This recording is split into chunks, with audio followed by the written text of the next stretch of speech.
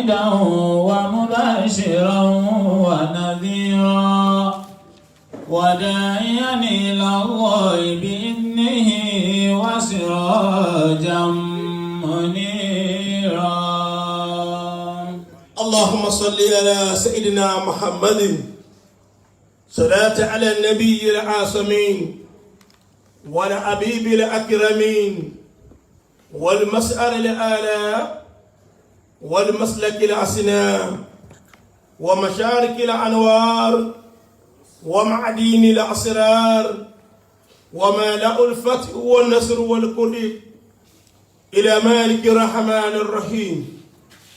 أدوكال دولون الحمد لله. عليكم إكيالون عليكم ولالاتو دولون بواسي فاسواجو أيا ساجو النبي محمد صلى الله عليه وسلم. أوري أتمنى تنبلين وصلاتو جوكاري أويني أولون nínú wọn làwọn tó bí wa nínú wọn làwọn tó tọ́ wa nínú wọn làwọn tó agbójú ọ̀nà wa látọ̀rí bàbá wa ga Mawlana Sheikh Adam Abdullah Al-Ilori bàbá wa ga Mawlana Sheikh Kamaluddin Al-Alabi bàbá wa ga Mawlana Sheikh Yahya Tata Al-Imam bàbá wa Mawlana Sheikh Ibrahim ọlọ́ngbẹ́bẹ̀ ó fi dórí àwọn ẹnìkọ̀ọ̀kan tó sẹ́ni kọ̀ọ̀kan wa náà lẹ́ jálkì àmọ́dá fún wa ìmálẹ̀ àtórí àsàlátù kọ́sàkárí bàbá wa àgbà Mawlana Sheikh Habibullah Adam Abdullah Al-Ilori alékún àlàáfíà alékún fọkànbalẹ̀ náà bá wá ṣe fún wa bismillahi li'ilafi bismillahir rahmanir rahim li'ilafi qurayshin ilafihim rihlata ash-shita'i was-sayf falyabudu rabb hadha al-bayt alladhi at'amahum min ju'in wa amanahum min khawf. ọ̀rọ̀ Ọlọ́run èyí tí a fi ń ṣe ìdánilẹ́kọ̀ọ́ fúnra wa ibi agbọ́nrin tí a dé òun náà ni kí la ń pè ní àsídìkù òdodo ìdàkejì tá ń pè ní òdodo gbogbo ayé náà lọ́mọ̀ yìí pé alakẹ́sìbù irọ́ ẹni tí ó bá ti sòdodo pẹ̀lú Ọlọ́run tí ó sì sòdodo pẹ̀lú ààrẹ àti pẹ̀lú ọmọnàkejì yóò jẹ́ pé ń parọ́ pẹ̀lú ààrẹ yìí sì ń parọ́ pẹ̀lú èèyàn. A rí pé àwùjọ wa tí a wà àgbáyé tá a wà nísìnyí àìní òdodo pẹ̀lú Ọlọ́run ọfà ìṣòro tí ń ṣẹlẹ̀ láyé gbogbo tá à ń pè ní epidemic tí ń ṣẹlẹ̀ àìmọ̀ tí ń jẹ́ òdodo àti lo òdodo pẹ̀lú Ọlọ́run léyìí tó sì jẹ́ pé irọ́ pípa pẹ̀lú Ọlọ́run pẹ̀lú ara ẹni òun ló jogo lẹ́mí àwọn èèyàn láti wá ní ká tírìtì tọ́pìkì ká ṣe ìdánilẹ́kọ̀ọ́ fún àwọn ẹni tọ́lọ̀ ń bá ní wọ́n láǹfààní àti lè máa gbọ́ wa kí Ọlọ́run má jẹ́ kí a wà nínú àwọn tí ó parun wala tuhlikina ma'al khaliqin Ọlọ́run má pa wá run pẹ̀lú àwọn tí ó parun láti lè fọ́ra wa mọ́ láti wá lọ bí ìdánilẹ́kọ̀ọ́ pé tí wọ́n ń pè ní sídìkù tá Ànábì ní yahdi ilal birr òdodo ní fani lọ bí ire àwájú etí ń jẹ́ rere fúnra wa lánàá rere sì ní yahdi ilal jannati òun ni ó tì wá lọ bí oríire ń tà ń pè ní paradise àlìjẹ́nà lọ àsídìkù òdodo tá a wá wí ipò wo ló wà nínú Islam. inna sidqa min ajallil akhlaqi allati amara biha al-islamu. Islam pa wá láṣẹ Ànábì wa Muhammad sallallahu alayhi wa sallam Ànábì ní bu'istu li utammima makarimil a'laq Ọlọ́run gbé mi dìde kí n lọ pé ìwà tó dáa service to humanity Ànábì ní Ọlọ́run gbé mi dìde kí n wá pé gbogbo wa tá Ànábì wa mú wá yìí àwa rí pé tó tóbi jù nínú ẹ̀ tọ́lọ́run fi ṣe foundation gbogbo tí ń jẹ́ ìwà rẹ̀ makarimul a'laq nínú Islam òun náà ní kí ni àsídìkù òdodo. min ajallil akhlaqi. òun ni ìwà tó dáa tó tóbi jù tọ́lọ́run retí lọ́dọ̀ ẹnì kọ̀ọ̀kan wa ní gbogbo society tí ó bá ti sódodo wọ́n fèèdì. allati amara biha al-islamu. ìòdodo yìí náà ní Islam pa wá láṣẹ pé ẹ̀sìn mi pẹ̀lú òdodo ẹ hùwà pẹ̀lú òdodo ẹ sọ̀rọ̀ pẹ̀lú òdodo pẹ̀lú ọmọlàkejì yín pẹ̀lú ẹlẹ́sìn yín àtẹ̀tí ẹsẹ̀ ẹlẹ́sìn yín وقد بلغ من عناية الإسلام بهذا الخلق الكريم. Islam sì ní ìkólé kan ìwà alápẹ̀rẹ̀ yìí. Ìwà tá ń pè ní òdodo ká jẹ́ olódodo sí àwùjọ wa. Islam kó lé kan ó ṣe ní tó tóbi jù. Sallallahu alayhi wa sallam. Ànábì wa Muhammad. Sallallahu alayhi wa sallam. Ìgbà wọn lọ bi Ànábì léèrè pé a rí nínú àwọn sàhábà tí ó jẹ́ òjò. A rí nínú àwọn sàhábà tó jẹ́ wípé n tó ní lọ́wọ́ a lè pè ní ìwà ahun tí Islam sì ń pa wá láṣẹ pé ká jẹ́ ẹni tí ó ní ìwà àpọ́nlé. Ànábì wa fèsì pé sallallahu alayhi wa sallam. فقد سئل النبي صلى الله عليه وسلم. wọ́n ní wọ́n ti wá bi Ànábì léèrè ìkí Ọlọ́run Ọlọ́run máa bá Muhammad. أيكون المؤمن جبانا. sọ ọdá kí múmìnì ẹni tó pèrè múmìnì ó tún dáa kó jẹ́ òjò. قال نعم. Ànábì ní ọ bí múmìnì bá rí tó bá lẹ́rù tó bá sá tó bá jẹ́ òjò kò sí kankan. Yorùbá náà ní mọ̀jà masala mọ̀ ìyá kíkanjú èyí wọn ò bá ìmánì rẹ̀ jẹ́ ojú ni òní kọ́ mọ̀ jẹ́ nígbàgbọ́ òdodo mọ́. قيل له أيكون المؤمن بخيلا.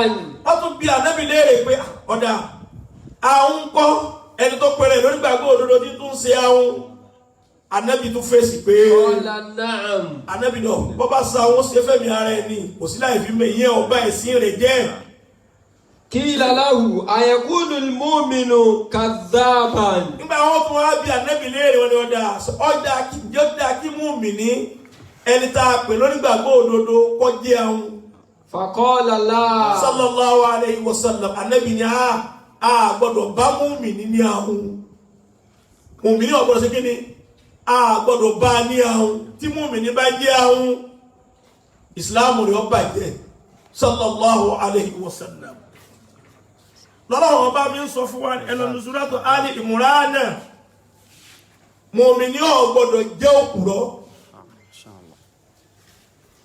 nígbà wọn bí Ànábì léèrè ay yakuna mu'mina kasaba. Ànábì ní kíni. قال لا. Ànábì ní mùmínì ò gbọ́dọ̀ jẹ́ òpùrọ́. kí ló jẹ́ orí bẹ́ẹ̀ nínú Suratu Ali Imran aya 61. Ọlọ́run bá ń sọ pé faman hajjaka fihi min ba'di ma ja'aka minal ilm. فمن هاجك فيه من بعد ما جاءك من العلم فقل تعالوا ندعو أبناءنا وأبناءكم ونساءنا ونساءكم وأنفسنا وأنفسكم ثم نبتهل فنجعل لعنة الله على الكاذبين. ẹni tá a bá pè lónígbàgbọ́ òdodo kò gbọ́dọ̀ jẹ́ òpùrọ́. Irọ́ pípa òun ni opposite òdodo. Èyí tó dáa fún mùmínì ni kó jẹ́ olódodo. Èpè tó tóbi lọ́lọ́run ọba ṣẹ́ fún irọ́ torí irọ́ ìbà society jẹ́ ni. Irọ́ bà àwùjọ jẹ́ ni. Irọ́ máa da ilé rú ni. فمن هاجك فيه من بعد ما جاءك من العلم. Ọlọ́run wa Ànábì sallallahu alayhi wa sallam. Ìwọ àfáà lẹ́yìn ìgbà tó ti júwe fún wọn pé ìpìlẹ̀ ẹ̀sìn wa òun náà ni òdodo. Kí ọkùnrin pẹ̀lú aya rẹ̀ nínú ilé kí wọ́n bára wọn lò pẹ̀lú òdodo. Olórí kó bá wọn ọmọ ìlú ẹ̀ lò pẹ̀lú òdodo. Bẹ́ẹ̀ aya kó bọ́kọ rẹ̀ lò pẹ̀lú òdodo. Ọ̀gá iléeṣẹ́ báwọn ọmọọṣẹ́ rẹ̀ lò pẹ̀lú òdodo. Ọlọ́run ní gbogbo ń tá a sọ fún wọn tá a júwe fún wọn tí ń jẹ́ òdodo tá ń pè lódodo. Tí wọ́n bá wá ní kò rí bẹ́ẹ̀ fáwọn jiyàn pẹ̀lú rẹ̀ Ànábì àbí wà fáà. فقل تعالوا ندعو أبناءنا وأبناءكم. Sọ fún wọn pé gbogbo tọ́lọ̀ ń kójọ fún wọn ni àtaya àtọmọ kí gbogbo wọn máa bọ̀ ní gbangba wájú Ọlọ́run. ونساءنا ونساءكم. Káwa náà kó tiwa àwa tá a mọ̀ pé òdodo ní ìlànà àtàwọn tí wọ́n rò pé bẹ́ẹ̀ yàn bá ti kúrọ́ kò lè jẹ́ èèyàn téèyàn bá ti kúrọ́ mẹ́rin ọmọ làkejì kó òpùrọ́ tí ọmọlàkejì ò ṣe kó parọ́ ẹ̀ mọ́ àbí kó ọmọ twist ọ̀rọ̀ tọmọlàkejì bá sọ láti fi lè jẹun. Ọlọ́run ní ẹ kó àwọn fámìlì tí wá káwa tá a dúró lórí òdodo náà kó àwọn tiwa jáde. Wa anfusana wa anfusakum. Ní gbogbo wọn náà wá pàdé níwájú Ọlọ́run. Thumma nabtahil. Káwa múje síwájú Ọlọ́run. Bọ́bá jẹ́ pàwọn àná wà lórí òdodo ni. Bọ́bá jẹ́ pàwọn tí ń pè wá nírọ́ ni. Àbáwọn tí ń pè wá ní tàjẹ́ ni. Tọ́ra ẹ̀ báwọn ni wọ́n wà lórí òdodo. Fanaj'al la'natallahi 'alal kadhibin. Ọlọ́run ká wá sẹ́bi pé ibi dandan Ọlọ́run kò máa bá òpùrọ́. Ọba yẹ pé àwọn àfáà tí wọ́n lọ ìjòkó sórí mídíà tí wọ́n ń pè àwọn àfáà àlùsùfíyà tó ẹ báwọn ni wọ́n bá jódodo ni wọ́n ń sọ òdodo. Tó ẹ báwọn ni wọ́n ń sọ pé Ọlọ́run tá ń pè yìí ò rí bẹ́ẹ̀ kéèyàn ní kò sí kalimatu la ilaha illallah. Kéèyàn ní kò sí jòkó àsàlátù ká má sọ àsàlátù fún Ànábì tọ́lọ́ lọ́wọ́ òsì kankan àsàlátù yìí náà ló ń ṣe. Inna Allaha wa malaikatahu yusalluna 'alan nabi. Ya ayyuhalladhina amanu sallu 'alayhi wa sallimu taslima. Ọlọ́run gbé wá ní àbúrò àṣẹ ni ó ní ẹ máa sàsàlátù fún Ànábì. Bẹ́ẹ̀ ni Ọlọ́run ti ń ṣe báwọn màláíkà mi ń ṣe ẹ̀yin ẹ máa sàsàlátù. Káwá máa jòkó ká máa dárúkọ Ọlọ́run ká máa ṣe la ilaha illallah la ilaha illallah àṣẹ ni látọ̀dọ̀ Ọlọ́run ká máa sàsàlátù àṣẹ ni látọ̀dọ̀ Ọlọ́run. Ànábì èèyàn kì í yín rẹ̀ bá Ànábì ọba jòkó kọ́ máa sàsàlátù fún rẹ̀ tọ́lọ́run sì ní lòun ṣe. Kí ló wá ṣe wá tá à ní máa ṣe lẹ́yìn Ànábì tó ṣe gbogbo wàhálà yìí fún wa. Ọlọ́run ní bọ́bá jẹ́ ipá wọn ní wọ́n wà lórí òdodo. Faqul ta'alaw nad'u abna'ana wa abna'akum wa nisa'ana. Àwọn tí ń ṣe ti yìí ni ẹ kó wọn jọ ẹ kó àwọn ìyàwó ìjọ tí gbogbo ọjọ́ wá pàdé wájú Ọlọ́run. Wa anfusana wa anfusakum thumma nabtahil. Kájọ wá mú jẹ pẹ̀lú tá à ń ṣe síwájú Ọlọ́run káwọ́ fi gbólóhùn la ilaha illallah tá à ń ṣe ká fi mú jẹ síwájú Ọlọ́run. Àsàlátù fàátì gbogbo tá à ń ṣe nú àsàlátù ká fi mú jẹ síwájú Ọlọ́run. Fanaj'al la'natallahi 'alal kadhibin. Ẹni bá yóò kúrọ́ káwá búra pé Ọlọ́run ibi dandan rẹ kọ́ máa bá òkúrọ̀. Torí pé irọ́ tẹ̀rí yẹn sallallahu alayhi wa sallam. Ànábì ní irọ́ ẹ jìnà sí irọ́ o. Fa innal kadhiba. Ẹ má torí tẹ́ jẹ kẹ́ wá di òkúrọ̀. Ànábì nítorí irọ́ pípa tẹ̀rí yẹn. Yahdi ila al-fujuri. Irọ́ ní sọ gbogbo àwọn tẹ́lẹ̀ tí wọ́n di òǹpò kí lónìí. Tí wọ́n ń bú àwọn ẹni Ọlọ́run, irọ́ ló sún wọn débẹ̀. Kálukú pa iṣẹ́ tí ń ṣe tì. Wọ́n rí i pé iṣẹ́ àfáà àwọn ẹni Ọlọ́run ti ṣe wàhálà mímọ́. Ọlọ́run ti wá gbé àánú rẹ̀ dé. Nígbà tí èèyàn ń ṣe mọ́tò bírèkà ní London, mo mọ ibi tí bírèkì mọ́tò London. Téèyàn wá pa bírèkàtì tí ò bírèkì mọ́tò mọ́. Tọ́ wá wá bí tí ń bú àwọn ẹni Ọlọ́run. Èmi mọ ibi tí ń bírèkì mọ́tò báyìí. 97 ní tí ń lọ London. Mo mọ ibi títí ń bírèkì mọ́tò kí wọ́n yín wọn wá Nàìjíríà iṣẹ́ táwọn ẹni Ọlọ́run ti ń ṣe láti ibi sẹ́ńtírì kọ́mọ wá pè àwọn ẹni Ọlọ́run nírọ́ sàwọn pẹ̀lú ẹni dẹ́ la'natullahi. Falanaj'al la'natallahi 'alal kadhibin. Tí ọ̀rọ̀ rí bẹ́ẹ̀ kọ́ bọ́ọ̀tà kọ́ lóhùn wẹ̀ bírèkì mọ́tò kọ́ lóhùn bírèkì mẹkáníìkì ti ń ya mọ́tò. Jàmáà ọlọ́mọba Ànábì sallallahu alaihi wasallam. Fa innal kadhiba. Ànábì wá ní irọ́ tẹ́rí yẹn. Yahdi ila al-fujuri. Irọ́ ní sọ̀yẹ̀ dìpò kì. Ọkọ̀ àdìsí tó wà ní Sahih Buhari ni. Gbogbo ẹni tí bá ti kúrọ́ láyé ẹ̀rì inú àwùjọ àwọn kòkì. Muttafaqun alayhi Bukhari wa Muslim. Kòkì sì ní. Yahdi ila an-nari. Kòkì ni ó sọ̀yẹ̀ dọ̀mọ́ náà. Gbogbo àwọn ẹni Ọlọ́run tó ń bú ìyá ńlá láàrin wọn àárín kò tí wọ́n wà wọ́n ju Ọlọ́run. Àfa àwọn àgbà kan sì sọ ń jẹ ta pé òun rí Sheikh Adam radiyallahu ta'ala anhu tí bàbá wà láwùjọ àwọn èèyàn ńláńlá tí bàbá fẹ́ ṣe wá sí. àwọn wá lójú àláàní bàbá wa rán sí àwọn pé káwọn máa bọ̀ wá rọ́ wáàsí àwọn wá ń wá ọ̀nà láti débi tí bàbá wà gbogbo àwọn yẹn ńlá wọn kún bẹ̀ lọ kẹrin àwọn sáwà padà bẹ̀ àwọn ní bàbá ní káwọn wá rọ́ wáàsí àwọn òdiwájú bàbá báyìí káwọn bẹ̀rẹ̀ sí rọ́ wáàsí báyìí dé làwọn bá yẹ sójú ayé pé ṣé pàdé làwọn ńlá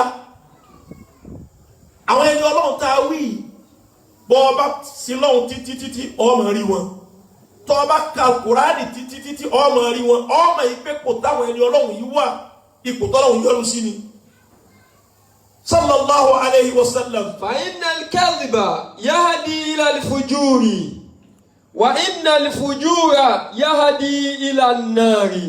ẹni tí ń bá ń kúrò ibi tí ó padà já sí inú náà ni láfi ní kí gbogbo wa padà lọ síbi òdodo afáàfin ní máa àṣànà sídìkọ̀. máa àṣànà sídìkọ̀ fi dunya lẹ́kọ̀ọ́ ìlìhìn wà kíbà àlùkẹ́sìbà indallahi wan nasi wà kíbà àlùkẹ́sìbà indallahi wan nasi. afáàní máa àṣànà sídìkọ̀. máa àṣànà sídìkọ̀ fi dunya lẹ́kọ̀ọ́ ìlìhìn. gbogbo ẹni bá ti máa ń sọ òdodo láyé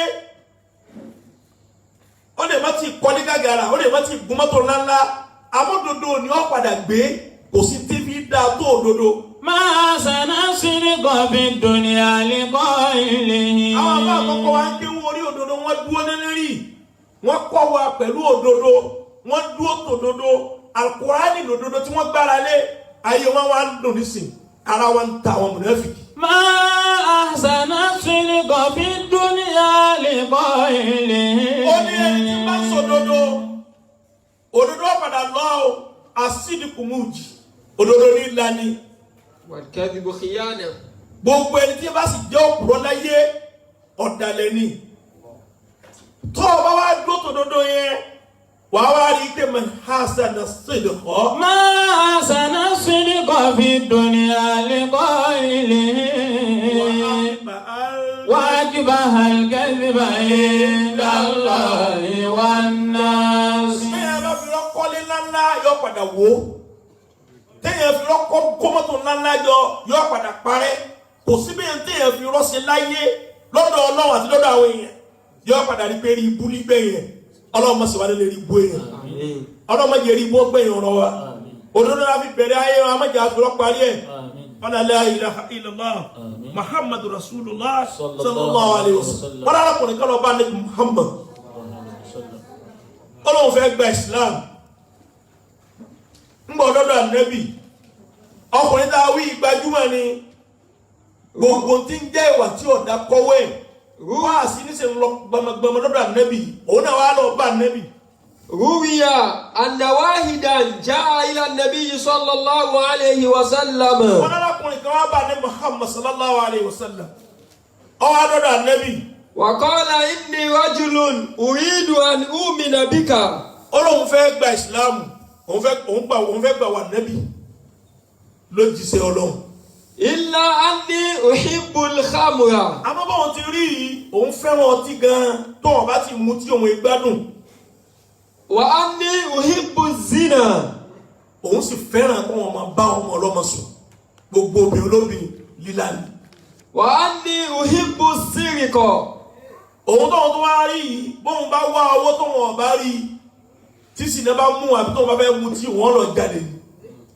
wa anni uhibbul kadhiba.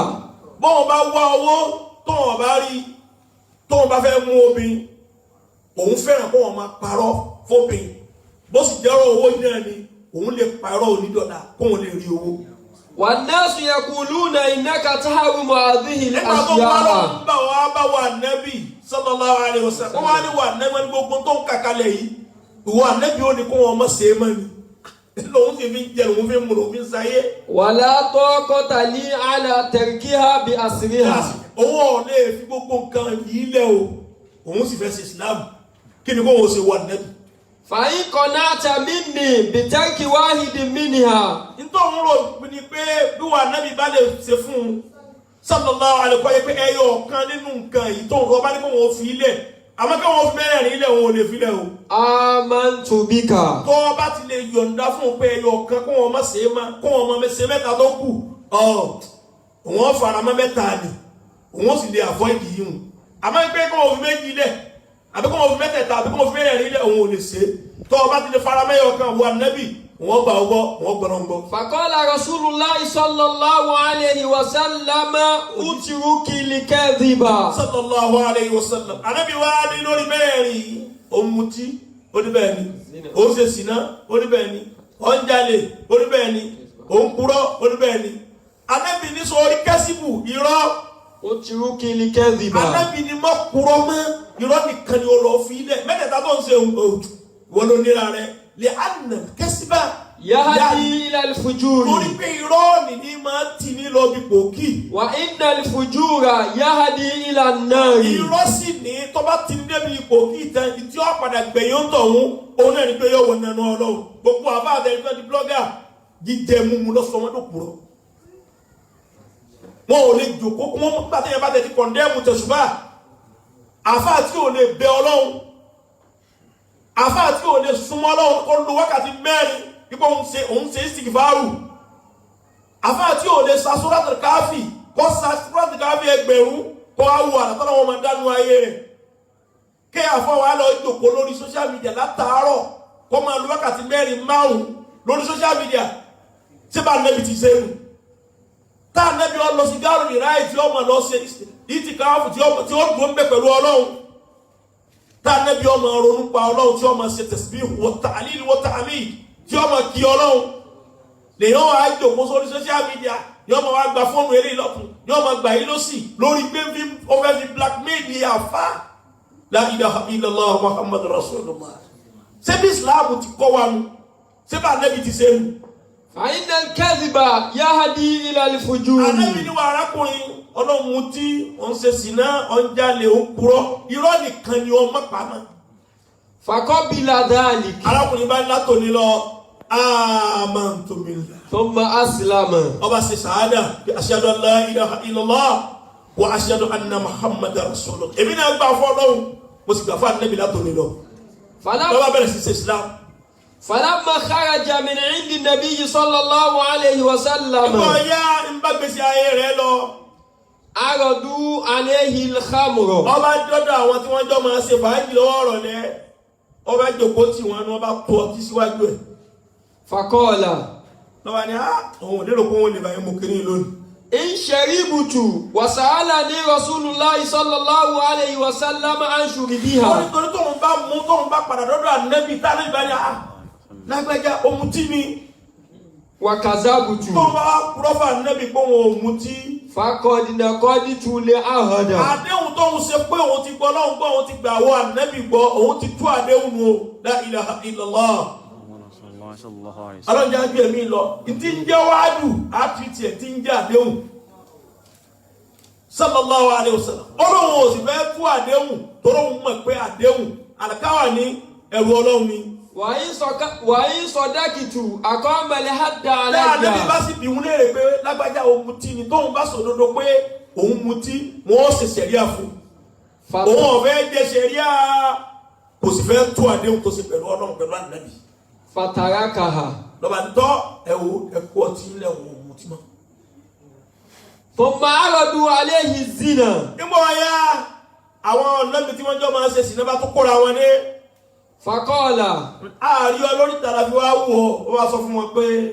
فجاء ذلك الخاطر. ìtọ́rọ̀ ń bi ìtàn tí lọ́ba tó dé sí ròrí ẹ̀gbà òun bá ṣe sí lẹ́yìn Ànábì ọmọ bí ó sì mọ̀ tóun bá kúrọ́ fún òun ti jàǹbá àdéhùn ẹwọ́ ẹ̀yọ́ obìnrin yìí ẹ máa kóra yín lọ òun ọ̀rẹ́ ìsìnà pẹ̀lú yín. فتركه. lọ́ba tó pàṣẹ tẹ́tì lọ́ba ṣe ìsìnà mọ́. وكذا في السرقة. nígbà tó yá ojú ògbòrò tó fẹ́ gbé fún wọn lọ jalè lọ́ba tó rántí àdéhùn tó ṣe pẹ̀lú Ọlọ́run pẹ̀lú Ànábì. فتركها. lọ́ba tó wò tọ́ wo òun ọ̀fẹ́ tú àdéhùn Ọlọ́run lọ́ba tó fò lélẹ̀ ojú kòkòrò bá tó kónú ọ̀rọ̀ rẹ̀. فعاد إلى رسول الله صلى الله عليه وسلم. sallallahu alaihi wasallam. ìmọ̀lẹ̀ Islam ti dé sí la àsìdìkù ti hàn lójú ẹ̀. فقال. ọba ni wà Ànábì. ما أحسن ما فعلت. tó ṣe ìdá kí ni fi dá tó àṣẹ tí wà nábì pa mí. lima manatani anil kadhibi. mo ìwà àbàjẹ́ tó kún ọwọ́ mi tó báyìí gbogbo ìwà àbàjẹ́ tó ń ṣe yìí ọwọ́ pé èyí tó wá fúyẹ́ lójú òun bẹ́ẹ̀ lọ́wọ́ ní kó wọn mọ̀ ṣe mọ́ nípa òun náà ní irọ́ òun ò bó ní kó wọn mọ̀ ṣe ṣìnà mọ́ òun ò bó ní kó wọn mọ̀ jalè mọ́ òun ò bó ní kó wọn mọ̀ mutí mọ́ ọ̀wá ní kó wọn mọ̀ mẹ́tẹ̀ẹ̀ta ni ọkọ̀ fún un irọ́ tó ń wá fojú òpó fúyẹ́. insadat abuwabul maasi alayya. láti jọ́ tó wọn ò ti kúrọ́ mọ́ lọ́wọ́ ti gbogbo lẹ́kùn ẹsẹ̀ lòun ò ti bá wọn sẹ̀ mọ́. ما أحسن الصدق في الدنيا لقائله وأكبه الكذب عند الله والناس وأكبه الكذب عند الله والناس. sallallahu alayhi wa sallam.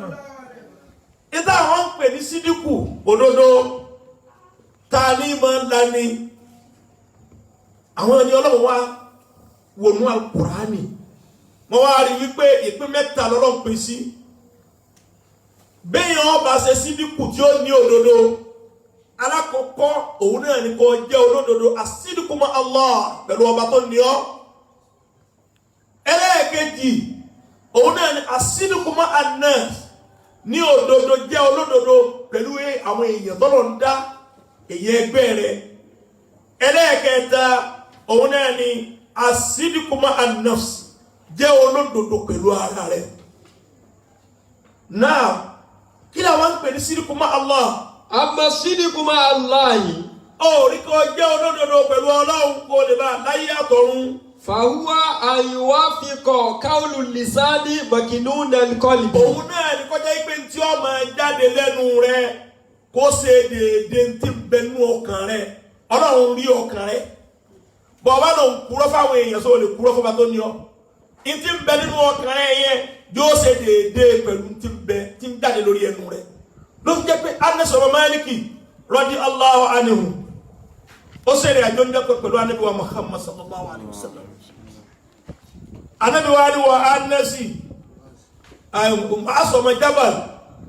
Ànábì ni wa Mu'az ọmọ Jabal. Ya Mu'az buna Jabali. Ànábì ni wa Mu'az ọmọ Jabal. Qala labbayka ya Rasulallah. Ọlọ́run dá wa Ànábì lóhùn. Ànábì péré kìíní. Ànábì péré kejì. Ànábì tún ní wo Mu'az mo pè ọ́ lẹ́kẹta. Faqala Rasul. Ó ní mo jẹ́ wa Ànábì. Ànábì wa ni ma min ahadin. Ànábì lẹ́nu kan ṣoṣo. Yashhadu an la ilaha illallah. Ẹnìkan ò ní gbà pé kò sọ́ba kan àfọlọ́hun ọba ọ̀kan ṣoṣo ni. Wa anna Muhammadan Rasulullah. Wọ́n sì pé èmi Ànábì lójì sí Ọlọ́run. Sadiqan min qalbihi. Tó lódodo nínú ọkàn rẹ̀. Illa harramallahu ala an-nar. Illa harramallahu Ala an-nar. Ànábì ní iná Ọlọ́run déwò fún. Ẹni tó gbà pé la ilaha illallahu sadiqan bi qalbi tẹ́mi rẹ̀ gbà tí wọ́n wí pé la ilaha illallahu la ilaha illallahu la ilaha illallahu. Bí tí ń wí lórí ahánì tó ṣe déédéé tí ń bẹ nínú ọkàn rẹ̀ pé la ma'lukin illallah la rasiqa illallah la aliqa illallah làmúti illallah tó gbà pé kò sẹ́ni tó lè pa ni àfọlọ́hun. Illa harramallahu ala ẹni tó lè an-nar. jí ni àfọlọ́hun Ọlọ́run ó ṣe iná léèwọ̀ rẹ̀. Qala ya As-sidqu ma'a Allah. Mu'az wa ni Rasulallah. wọ́n á sì tó ṣe fún èyí ó jí sí Ọlọ́run. Afala ukhbiru bihi an-nasa. Àwọn èèyàn náà tí òun nìkan lọ sọ bẹ́ẹ̀ fún kó wọn máa ṣe bẹ́ẹ̀ ni kó wọn gbà bẹ́ẹ̀ ni àbí kó wọn dé gbogbo èèyàn mọ̀ Fayastabshiru. kó wọn lè fún wọn nínú oríire káwọn èèyàn lè sóríire. Qala idha yattakilu. Ànábì ní tí wọ́n bá ti gbára lọ́lọ́run pé kò sọ́ba kan àfọlọ́run tí wọ́n bá ń wí wọn iná Ọlọ́run déwò fún wọn. Àtẹ̀mí àti wọ́n mọ́sàsọ́nà Ọlọ́run déwò fún wa. Wọ́n láyé gbólóhùn la ilaha illallah ọ̀tá àti wí. Wọ́n láyé la ilaha illallah táwọn tó bí wá wí. Àwọn tó bí wa sọ iná Ọlọ́run déwò fún wọn. Iná rẹ̀ sọ ọ́ déwò fáwọn tó kọ́ wa. Iná rẹ̀ sọ ọ́ déwò fáwọn tó tọ́ wa. Ọ̀nà gbólóhùn la ilaha illallah Muhammadu Rasulullah sallallahu alayhi wa sallam. Ọwọ́ àpò ìtànpè ní asídìkù ma'an nas. Amma sidiku ma'an nasi. Ọ̀wá sídìkù ìtòdodo pẹ̀lú àwọn èèyàn ẹgbẹ́ rẹ̀ yàtọ̀ sọ́lọ́hun tó dá ọ. Huwa bi an takuna sadiqan ma'ahum. Òun náà ní kọjá pé máa báwọn èèyàn lò pẹ̀lú òdodo. Fi kalamika. Tó o bá ń sọ̀rọ̀ jẹ́ ó jẹ́ kó òdodo lọ ń sọ fún wọn má máa parọ́ fáwọn èèyàn mọ́. Ọwá lọ twist gbogbo nǹkan jọ. Ọwá fi kúrọ́ fáwọn èèyàn láti lè convince àwọn èèyàn kó lè máa fún ọ lówó kó lè máa ṣàánú rẹ̀. La ilaha illallah. Ọlọ́run mẹ́jọ àbáwọn kírun ní masjidu dirar. Amina. Sallallahu alayhi wa sallam. Gbogbo ẹ̀ Islam ti sọ. Ànábì sallallahu alayhi ó kìlọ̀ fún wa. Ilé Ọlọ́run tí yẹn bá fi àbòsí gbé dúró, Ọlọ́run ò ní sí mbẹ̀. Ká tó wá pé ọ̀rọ̀ Ọlọ́run tí yẹn máa ń sọ. Asídìkù ma'an nas. Ntọ́ máa sọ fáwọn èèyàn tí wọ́n máa gbọ́ tí àwọn èèyàn àsìkò tó yẹ káwọn èèyàn máa fi gbọ́ Al-Qur'ani, àsìkò tó yẹ káwọn èèyàn máa ṣe istighfaru, wọ́n wá jòkó lórí social media, wọ́n wá ń gbọ́ ìbàjẹ́ ọmọlàkejì nínú ẹ̀sìn, ẹni tí ń ṣe kẹ́lìmọ̀ tí ń ṣe sàádà.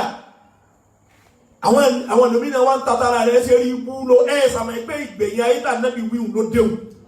Ẹ wá ń pè láti blackmail ọmọlàkejì mùmí ní ẹgbẹ́ yín. Ẹni tí ń ka Al-Qur'ani, la ilaha illallah. Muhammadu Rasulullah. Bi an takuna sadiqan ma'ahum fi kalamika. Ntọ́ bá ń báwọn èèyàn sọ asídìkù ma'an nas jọ jẹ́ kó dòdò ní ntọ́ ń wí fáwọn èèyàn. Wa uhudika. Àtúntò sì ń sọ fún wọn yẹn wá àtúntò ń wí fún wọn. Àdéhùn tó o bá ṣe fáwọn èèyàn láàrin rẹ pẹ̀lú àwọn èèyàn jọ jẹ́ kó dòdò ní wọ́n jẹ́ pé ẹ wá bá mi ní aago méjìlá oṣù kọ́ aago méjìlá ní o ti lọ omi tó ń lọ. Wa mu'amalatika. Ìbálò rẹ pẹ̀lú àwọn èèyàn orí kò gbé sórí òdodo.